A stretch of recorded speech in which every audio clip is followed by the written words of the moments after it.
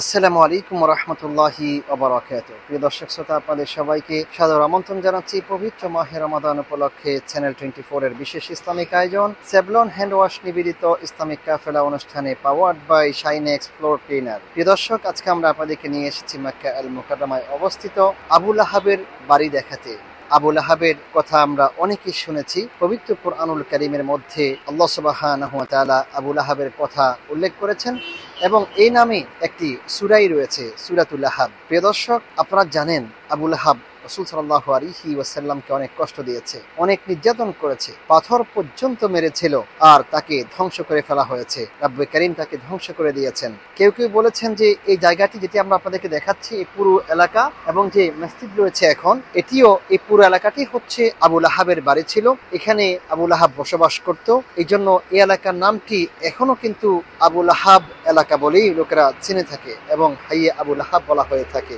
এবং কেউ কেউ বলেছেন যখন আবু লাহাবকে রব্বে কারীম ধ্বংস করে দিয়েছেন, তখন এই জায়গার মধ্যে তার আত্মীয় স্বজনেরা তার লাশটা যখন পৌঁছে গিয়েছিল, দুর্গন্ধ বের হচ্ছিল, তখন তাকে ঠেলে ঠেলে লাঠি দিয়ে ধাক্কা দিয়ে এই জায়গার মধ্যে এনে পুঁতে ফেলা হয়েছিল।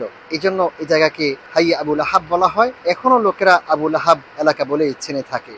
প্রিয় দর্শক, কয়েক দশক ধরে গ্র্যান্ড মসজিদ অর্থাৎ মসজিদে হারাম থেকে 2 কিলোমিটার দূরে অবস্থিত একটি পাহাড়ের নাম হচ্ছে জাবালে আবু লাহাব বা আবু লাহাব পাহাড়, এর কথা আলোচনা চলে আসছে। এই পাহাড় এমনকি আশেপাশের এলাকা এবং এর মধ্যে অবস্থিত মসজিদকেও অন্তর্ভুক্ত করা হয়েছে। কথিত রয়েছে যে এই জায়গায় আবু লাহাবের বাড়ি ঘর ছিল এবং সে এখানেই বসবাস করত। আবার কেউ কেউ বলেছেন আবু লাহাব তার মৃত্যুর আগে এমন একটি রোগে আক্রান্ত হয়েছিল যার ফলে তার দেহ থেকে দুর্গন্ধ বের হয়েছিল, এমনকি তার পরিবার তাকে বহন করে দাফনের জন্য নিয়ে যেতে পারছিল না, ইচ্ছা পোষণ করেনি। তাই তারা তাকে সেখান থেকে অনেক দূরে দাফন করার নির্দেশ দেয়। বিশ্বাস করা হয় যে তারা তাকে এই স্থানে নিয়ে গিয়েছিল এবং যে কারণে এর নামকরণ করা হয়েছে আবু লাহাব। অর্থাৎ আবু লাহাবকে এই জায়গার মধ্যে পুঁতে ফেলা হয়েছে, এই জন্য এই জায়গাকে আবু লাহাব বলা হয়, হাইয়ে আবু লাহাব বা আবু লাহাব এলাকা বলা হয়ে থাকে। প্রিয় দর্শক, আজও নামটি অপরিবর্তিত রয়েছে, যদিও কেউ কেউ জোর দিয়ে বলেন যে আবু লাহাবের নামে পাড়া এবং মসজিদের নামকরণ করাটা ভুল, যে সারা জীবন নবী করিম সাল্লাল্লাহু আলাইহি ওয়াসাল্লামের বিরোধিতা করেছিল। এদিকে আত-তাইসির পাড়ার প্রাক্তন মেয়র তালাল বিন মুহাম্মদ বিন হাসান আল হাসানি বলেছেন যে পাড়ার অনেক বাসিন্দা মনে করেন যে আবু লাহাবের কবর এই পাহাড়ের কাছে অবস্থিত, কিন্তু নামটি ঘিরে অন্যান্য গল্প এবং বিবরণ ছাড়াও সঠিক অবস্থানটি আমরা এখনো জানতে পারিনি। অর্থাৎ আবু লাহাবের কবর কোথায় আছে সেটি নিশ্চিতভাবে এখনো চিহ্নিত করা যায়নি, কিন্তু এই পাহাড়ের পদদেশে এই জায়গার মধ্যেই আবু লাহাবের কবর বা পুঁতে ফেলার জায়গাটি অবস্থিত রয়েছে। তিনি ব্যাখ্যা করেন যে মক্কা আল মুকাররমার জারওয়াল এলাকা সম্পর্কে গভীর গবেষণা করা হয়েছে, যার মধ্যে একটি পাড়া, একটি রাস্তা এবং আবু লাহাব পর্বত রয়েছে। তিনি নিশ্চিত করেছেন যে এটি আবু লাহাব পাহাড়, যা আজকে আমরা আপনাদেরকে দেখাচ্ছি। এটি হচ্ছে জাবালে আবু লাহাব অর্থাৎ আবু লাহাব পাহাড় এবং এর পাশে রয়েছে আল কাহাল পাহাড়, যা পশ্চিমে আজ-জাহের পাহাড়কে উপেক্ষা করে এবং পূর্বে বেরে তওয়া বা তোয়া কূপ, যে কূপের পানি দিয়ে প্রায় 1000 নবী রাসূল গোসল করেছেন, যা এখনো বিদ্যমান রয়েছে। এর মধ্যবর্তী এই জায়গাটি হচ্ছে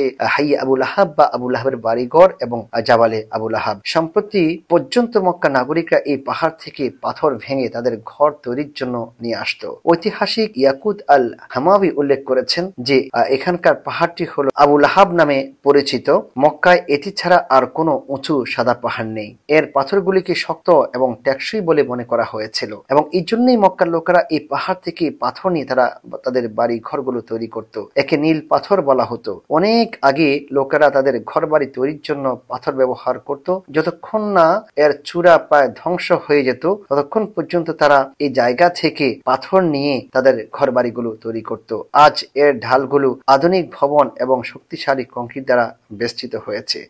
প্রিয় দর্শক, আপনারা দেখছেন আপনার প্রিয় অনুষ্ঠান সেভলন হ্যান্ড ওয়াশ নিবেদিত Islamic Kafela powered by Shinex floor cleaner.